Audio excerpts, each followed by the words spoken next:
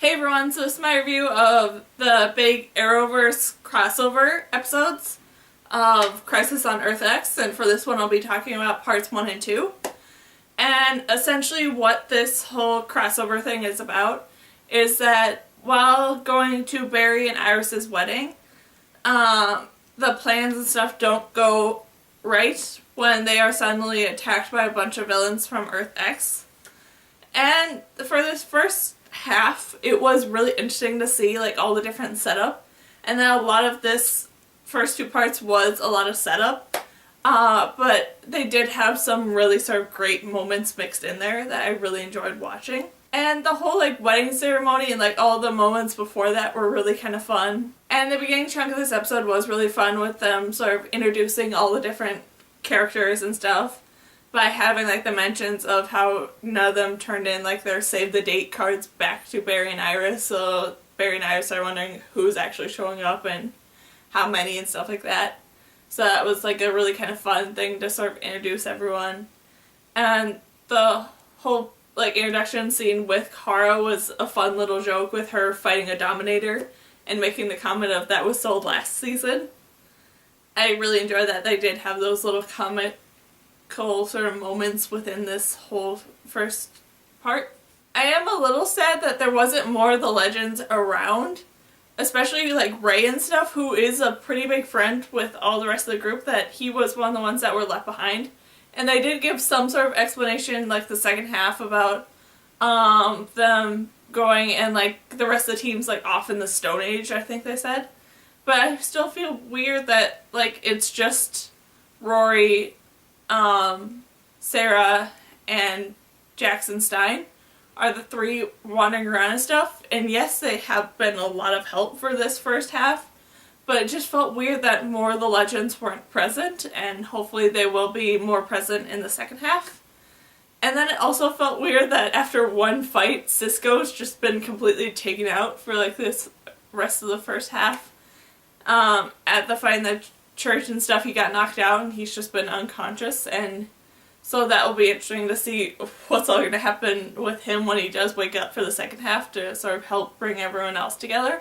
I did really enjoy the big reveal moment with Oliver, Barry, and Kara figuring out that the main enemies that they're fighting is like the Earth X equivalent of themselves, minus Thorn or the Reverse Flash being back and him being from Earth 1, but he somehow got to Earth X and he's getting his revenge on Barry that way this time.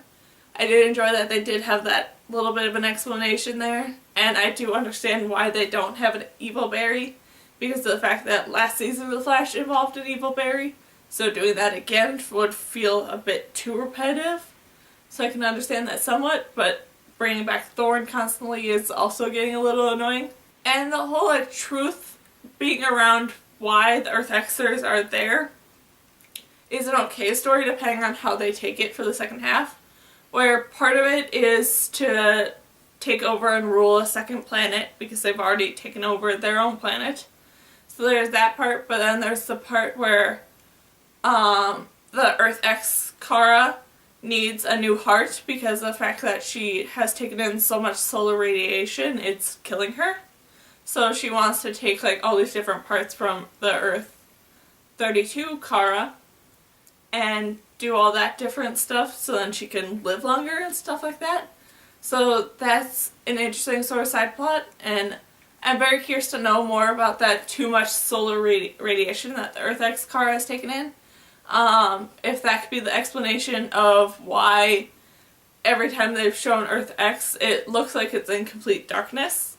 I wonder if maybe Kara's the cause of that she like exploded the sun somehow or something to be able to keep her powers lasting or something, that she destroyed the sun and that's causing the too much solar radiation.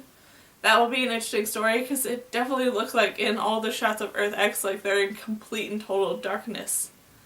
So I'm very interested to see how all that works out. Then the conflict between Oliver and Felicity is a little boring and a little tiring, with them sort of going through this whole debacle about wanting to be in a relationship but Felicity doesn't actually want to marry him, and him just being completely devastated by that idea and stuff like that. That was really kind of annoying.